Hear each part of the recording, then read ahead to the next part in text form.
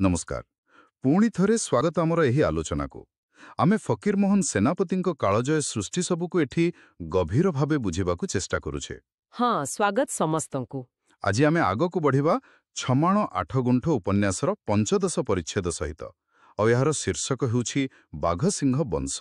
Exactly एक गुरुत्वपूर्ण अध्याय। हाँ तेबे जदि केही श्रोता आमर पूर्व आलोचना गुड़िक शुणी नाहंती तेबे गोटे अनुरोध रहिबो टिके समय देई सेगुड़िको आगो शुणी नियंतु। निश्चय कारण काहाणीर जो धारा चलीछि आउ चरित्र मानक विषय जानिथिले आजिर एई परिच्छेदटा बुझिबाकु आहुरी सहज हबो। ठीक कथा और आलोचना आरंभ करने आगु आमर सही श्रोता मानू बहुत बहुत धन्यवाद देवाकू चाहिबो जो माने आम चैनल अनुरण को स्वेच्छारे किछि आर्थिक साहाय्य करिसंती। हाँ सेमानंक सहयोग आम पाई बहुत मूल्यवान। आपण माने भी चाहिए ई स्क्रीन रे दिसुथिबा क्यूआर कोड स्कैन करी आमको किछि सहयोग करि परिबे। आपणकर ए छोट प्रोत्साहन आमको ओडिया रे एमिति काम जारी रखिबाकू बहुत बळ दिए। सत्तरे छोट साहाय्य भी आम पाई बहुत बड़। चलंतु आउ डेरी न करी आरंभ करिबा आजिर आलोचना। ए परिच्छेदर नाटा ही मनरे गोटे प्रश्न आउछि किए ई बाघ सिंह वंश कौन तांको कहानी। हाँ एहार उत्तर पाई टिके पछकु जिबाकू पड़िबो माने इतिहास भितरकू। ठीक आबुल फाजंको आईन इ आकबरी कथा लेखक उठैछंती। सेथिरे अछि जे ओडिसार प्रकृत भूम्यधिकारी थिले खंटायतमाना। बोधे एइथु ही कहानीर मूलदुआ पड़िछि ना।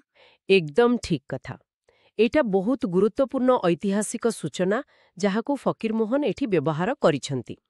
देखंतु पुरुणा ओडिसा रे विशेष करी गजपतिंको बेले खंटायत माने केवल योद्धा नथिले। अच्छा हाँ सेमाने प्रशासनर मेरुदंड थिले।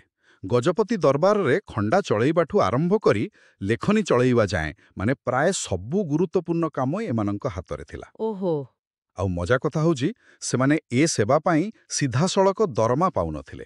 ताहले केमिति चलुथिले? सेमानंक पारिश्रमिक थिला जमी। ओडिसार बहुत बड़ अंश जमी सेमानंकु जागिली हिसाब रे मिलिथिला आउ सेईटा सेमाने पुरुष पर पुरुष भोग करुथिले। वाह एटा खाली जमी नुहे एटा तो सम्मान और क्षमता कथा।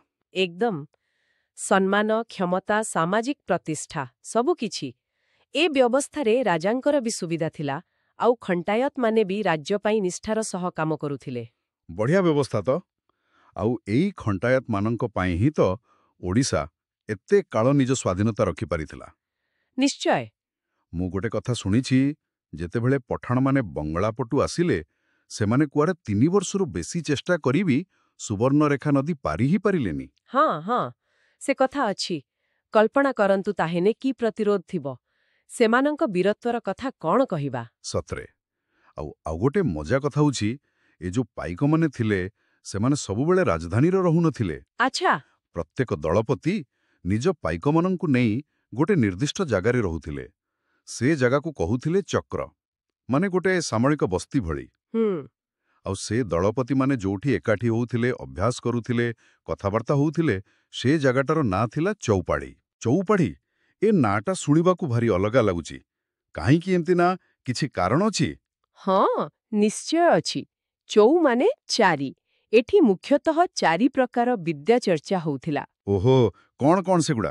प्रथमटा हेला मालबिंधाणा आमे जहाकू कुस्ती कहूछु। द्वितीयटा फरी खेल माने ढाल सांगरे खंडा कि बाड़ी खेल। अच्छा तृतीयटा कांडबिंधा माने धनुषर आउ चतुर्थटा हेला गुली मारिबा सेतेबेलको बोधे बंधुक चालना नुआ नुआ आसीथिला। हाँ हाँ तो एई चारिटा विद्या पाई ना हेला चौपाढ़ी।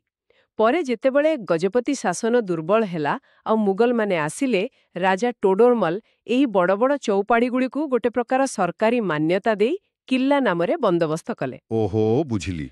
किंतु फकीर मोहनंक समय को भी ओडिसा रे एमिति छोट छोट चौपाढ़ी रहिथिला आउ से पुरुणा दलपतिंक वंशधर माने भी थिले जदियो पूर्वर से दम आउ नथिला।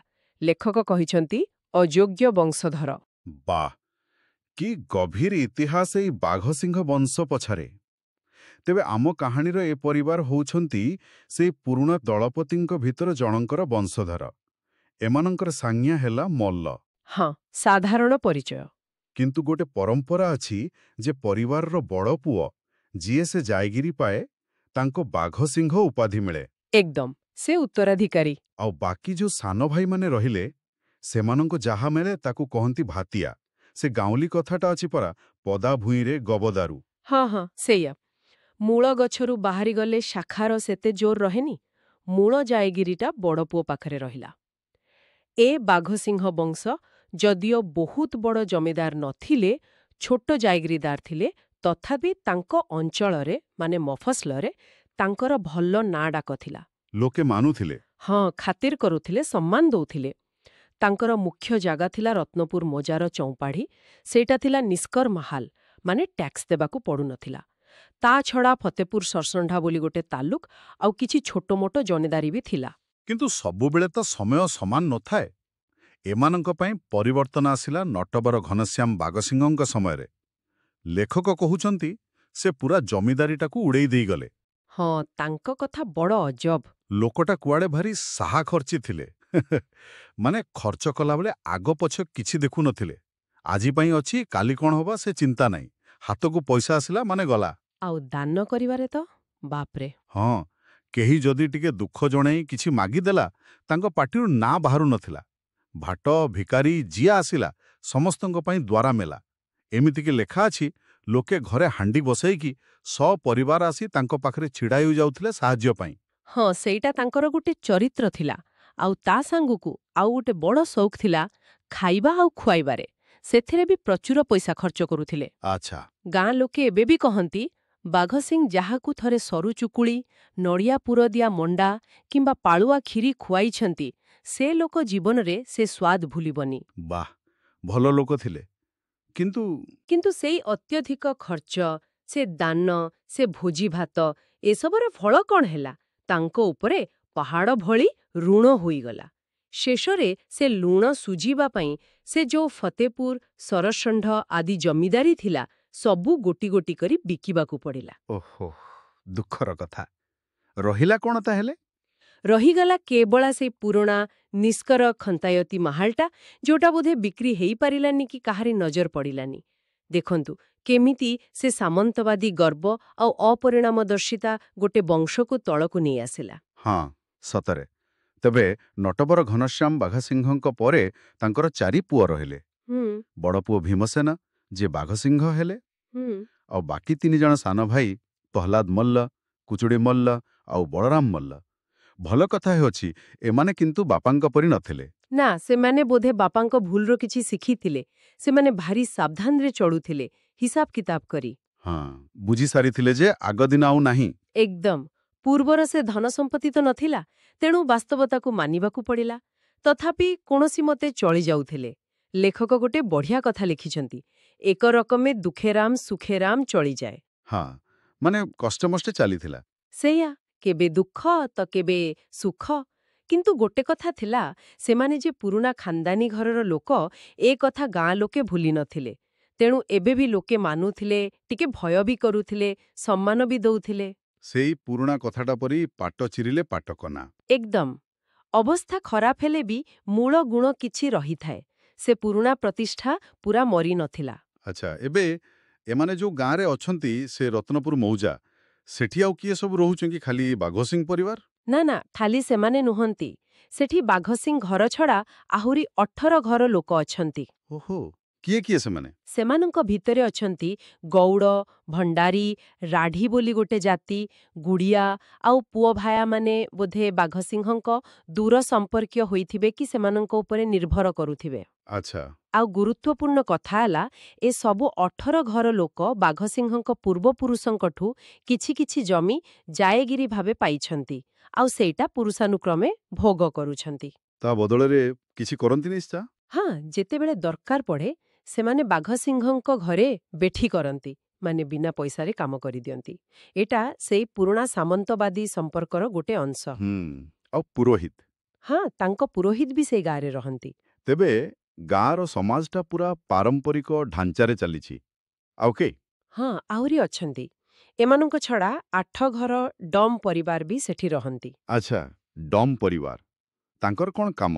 ତାଙ୍କର ବି ନିର୍ଦ୍ଦିଷ୍ଟ କାମ, ଆଉ ସେଥିପାଇଁ ଜାୟଗିରି ଅଛି। ଗାଁର ପର୍ବପର୍ବାଣୀରେ ବାଜା ବଜେଇବା ତାଙ୍କର ମୁଖ୍ୟ କାମ। କିନ୍ତୁ ତା ସାଙ୍ଗକୁ ଆଉ ଗୋଟେ ବଡ଼ କାମ ହେଲା, ରାତିରେ ବାଘସିଂହଙ୍କ ଘରେ ପହରା ଦେବା। ଓହୋ, ମାନେ ସେମାନେ ବାଘସିଂହଙ୍କ ପାଇଁ ଗୋଟେ ପ୍ରକାର ସୁରକ୍ଷାକର୍ମୀ ଭଳି। ଏକଦମ ବହୁତ ବିଶ୍ୱସ୍ତ ଲୋକ। କହିବାକୁ ଗଲେ ଏଇ ଡମ୍ମାନେ ହିଁ ବାଘସିଂହ ବଂଶର ଅସଲ ବାହୁବଳ, ତାଙ୍କର ଶକ୍ତିର ବଡ଼ ଆଧାର। ବୁଝିଲି।